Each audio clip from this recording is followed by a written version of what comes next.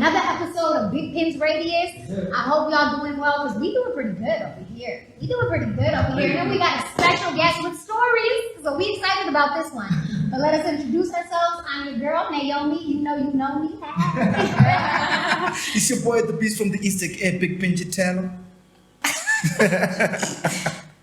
Okay, that threw me off. I'm sorry. You never do that. Like, where did that come from? Wait, it's a new whatever. Okay, It's a new intro. Fresh is always just fresher. Yeah. Like you need to have like a cooler intro. Like AKA fresher. I don't know. Nah.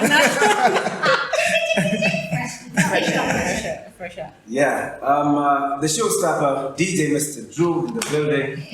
Thank you guys for having me. Yes, sir. Stories. Stories for days. How you doing today? I'm good. Yeah. Actually, very happy. Upbeat totally. So glad to be here. It's been a while since somebody has sat me in a chair and asked me questions. Good. I like that. I like Yeah. that. I'm excited already. First of all, let me just begin by saying I'm very excited. Serious here, because first of all, he's turning 40. Hey. In a few days. Like, why are you putting him on blast? Like Wait, no, that's a big thing. You look good. 40, Yeah. 40 is a big, that's like, It is. life like begins at 40. Yeah. And I was talking to him like the other day. I just entered the conversation. I was talking to him the other day, and I was asking him, because he's telling me he's doing an event and he's turning 40. It's like, what? To me, that's like a big deal. Like, I want, when I get to 40, there's certain achievements I want to have gotten, there's certain things I need to have done. So I'm excited. I'm just like, okay, this guy is like my nini up. He's like my 40-year-old model because he's the nearest already. I have a couple of years time to get 40. So anyway, Dru, Maze, thank you. Karibu sana to Bigpins Radius, where we just discussed mostly Kenyan music stories, Kenyan industry with good vibes. You've been in this industry since I knew you in 2003. We started in 2002. So basically, you've been there for a minute. Totally. If I'm to tell you actually when my interest in the Kenyan music industry started, to be honest, it started in 1997. Wow. Wow. And in 1997, I was in high school. That time I was in Lenana High School. And You're there for Lenana? Yes. And in Lenana High School, by the time I was there, actually by the imagine, I joined Lenana High School at third term of Form 3. Reason behind it is the high school I'd gone to previously, and they said, you know what? Don't come we back. like you, but don't come back. So I was like, okay, fine. So, so long story short, I got into Lenana School, and at that time, Nanoma were really big. So that's the time I actually ended up meeting Big Mike. I met Cheesy Norma. I met Monsieur Car. Wait, just pause. Tabu. Do you guys know Naomi, do you know Nanoma? I'm taking you back. Yeah, this is way back. First, do you know Nanoma? No. Okay, let's cool it. Okay, Nanoma, they had a breakout hit which was called Kilasa. Kilasa, yes. Kilasa was a big breakout hit. It used to play on all radio stations and everything. And so, with all that, even I was like, you know what?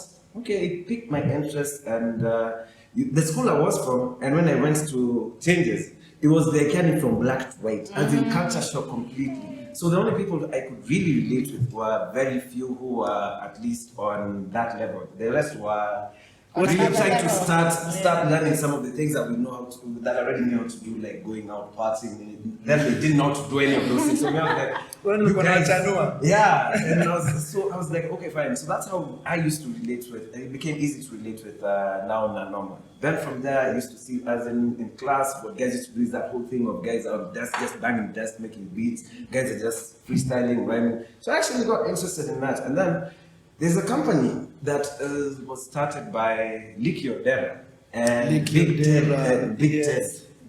And there's another third guy. I'm trying to remember his name. He's a lawyer.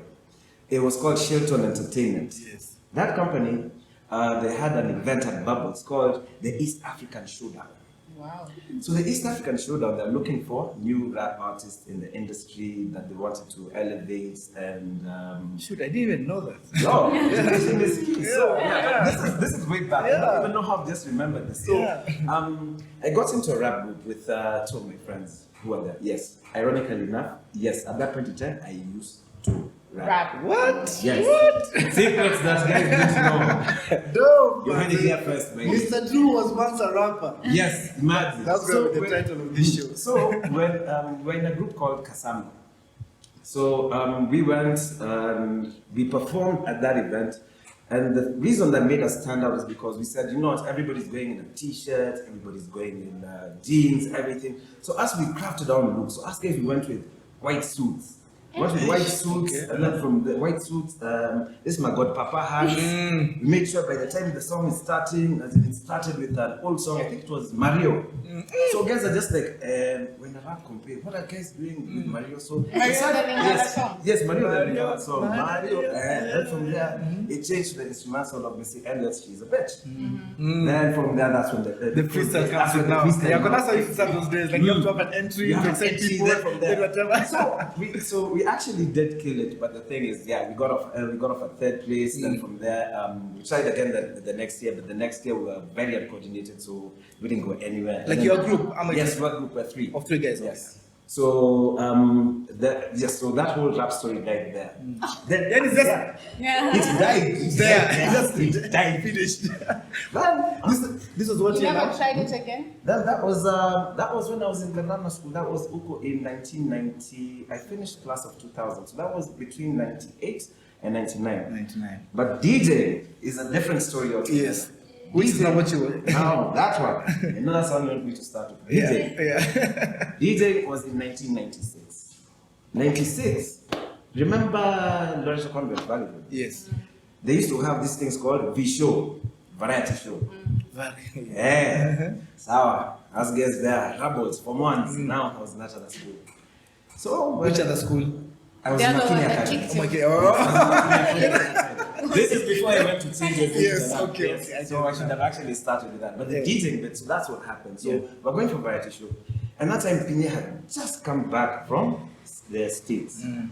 So as guys, you know, as from ones, Yami, you're just at that age when you're really shy, but then you know there are babes there, so you want to go and vibe And holla at shine, you know, them. go ahead. So we're like, Sasa, you know, on Saturday that's a plan.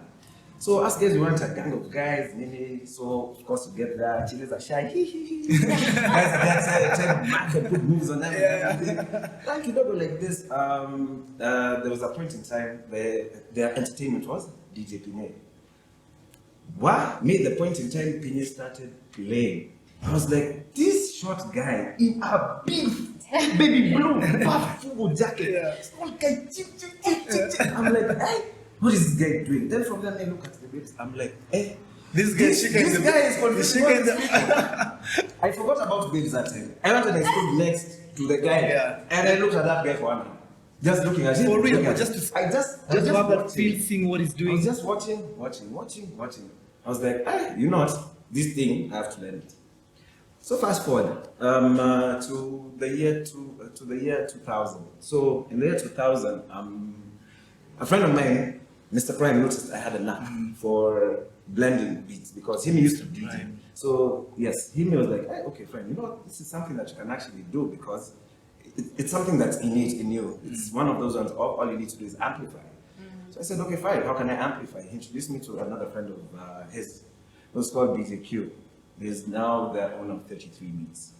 So I used to train at Q's house because he had turntables. Turntables, yeah. So I used to train at his house. And I trained at his house like, because that time, you know, after you finish KCSE, you have a huge gap where you're going to Yeah. training school. Yes, you computer classes. So you have a huge gap and you have a lot of time because all those things are like what, an hour, 2 hours Yeah. a day. Yeah. So you have the rest of the day to do anything that you want. So for me, what I used to do is I used to go and do those courses. Then from there, I go to his place and I get to his place by like maybe say 10, 11 in the morning, and I leave at 11 p.m. Wow. Every day. I did that for months. Then there's one point in time because they used to live behind Wakabete University of Nairobi campus. So at the campus bar, they call those guys and they're like, yo, we know you guys DJ, can you come and DJ for us at the bar? We'll pay you something small, come through. First paying gig. That wasn't mine, that was theirs. Oh, that's so their then they used to get events, but for me, I just used to go there to practice. So for them, that day, they're Did like, they give you something small? no, wait. Oh, okay. Let's get to that. So at that point in time, what happened was those guys, they're like, okay, fine, Drew setup. So okay, fine, I've done enough setup. Then they're like, okay, Drew play. And I'm like, yo, no, I'm not ready for this. Me, I'm still bedroom DJ having fun. They're like, no. It's time for you to get in the game. Put your head in the game. Come on, there's nothing to do. Just do the same things that you're doing back there. It's no problem. Hey, my friend, I was paid that day. No, in the beginning I was nervous and everything. Then after some time I got used to it. Then that day, and it was still my first day. I can actually call that my first gig because that day I was paid in beers. By those guys in campus who are there. Because there's a campus there, so those guys are just like, this is really normal.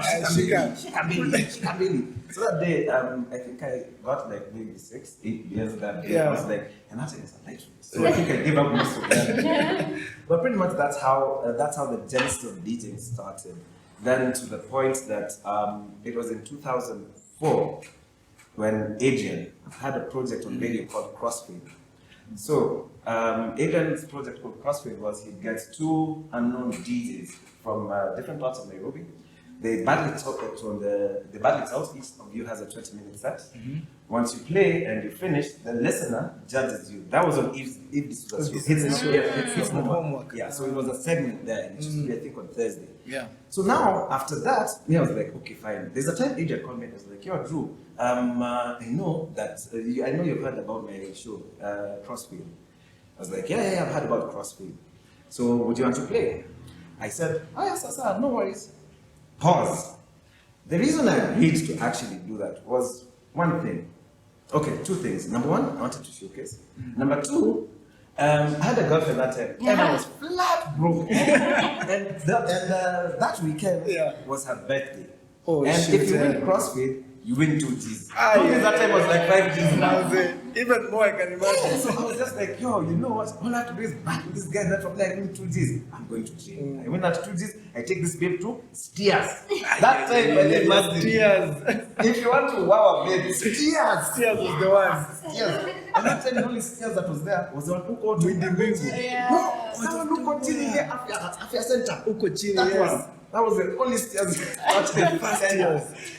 Wow. So I went and I trained, and then from there I went and I did the I went to Capital, did the show, and I won. Oh, ironically, dope. But then the game was joking around. Yes. So but it was joking around. But after I won, one of the weirdest things happened because in that point in time, because we always used to go to clubs to see different DJs and everything. Cell phones were new. Everyone used to have a break. Weapon or cell phone. So there's a time I bumped into Styles and we exchanged numbers because I used to work for Homeboys for a year in the year 2001.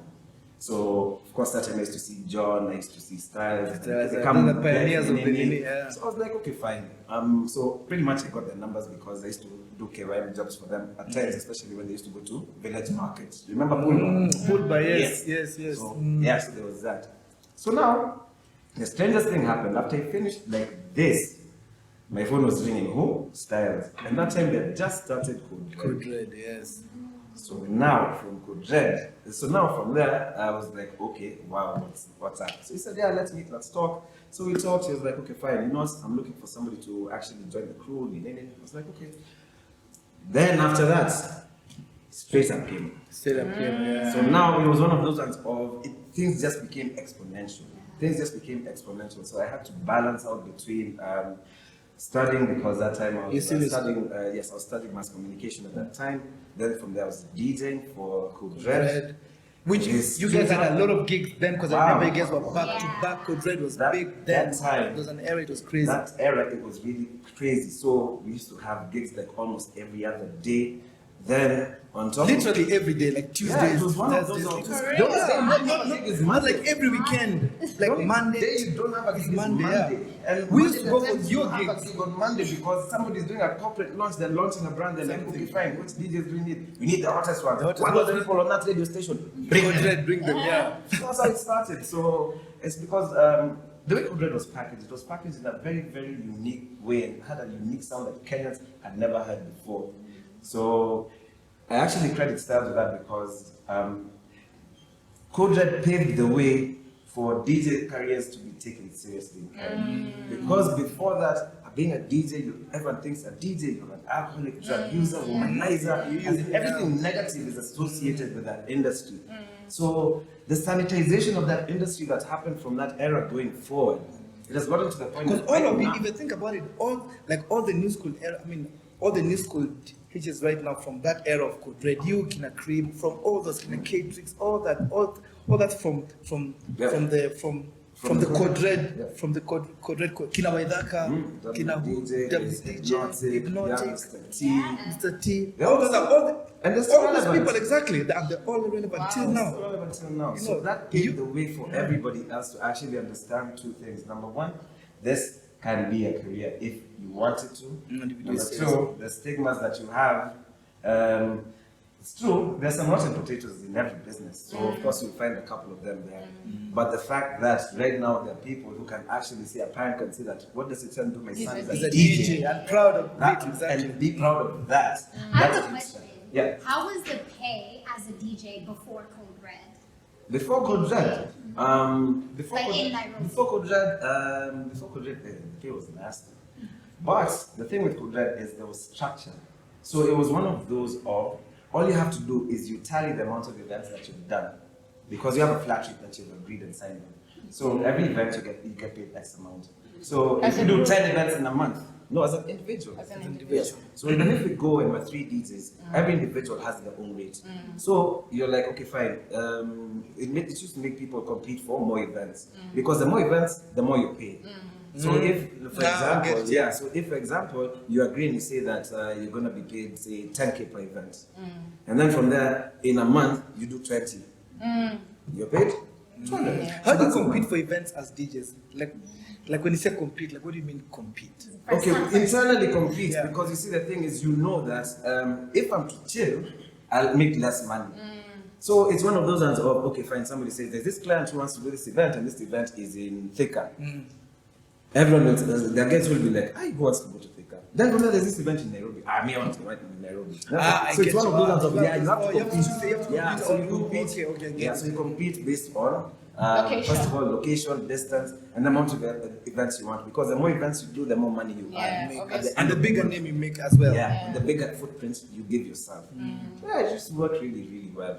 What do you think Code Red had, the impact Code Red had on the DJ industry, apart from sanitizing it, like you said, but what other impacts do you feel Code Red had on the DJ industry? It made people open their minds. It made people open their minds to different things. And especially that's when it birthed the idea of also artist-DJ collabos. That's when those things started becoming more and more visible. You'd find someone like Bamzig does a song and features Catrix as a DJ. So now that's when the DJ artist collabos started happening. And also to give credit to the artists, the DJs at that point in time, it used to become easier for us guys to get music from artists, because at that point in time, you know, you're in Code Red, you're in the hottest outfit that's there at that time, so you're like, okay, fine. Artists come and they just drop everything on you. On top of that, I used to be on Straight Up at KTN, so every day. Straight Up on the whole. How are you handling all that? Yeah. And you're doing. Because I remember Straight Up was once. No, it was every day. It was every day, every evening. It was Monday to Friday. Yes, it was Monday to When were you Friday. studying? Trust me. It was one of those of, I don't even And you did it for a know. long time. Straight Up, I did Straight Up for 3 years. I actually did it for 3 years. You were the first people in Straight Up. Yes, myself and You were the Grace. first host, actually. Yes, myself and Grace were the first. Why hosts did of you the show. choose to go to Grace TV? Msalaba, right? Did you want like a steady check, and was that the reason behind it? Or? TV is a very funny story. Okay, so now this is what happened. Bigpins Radius.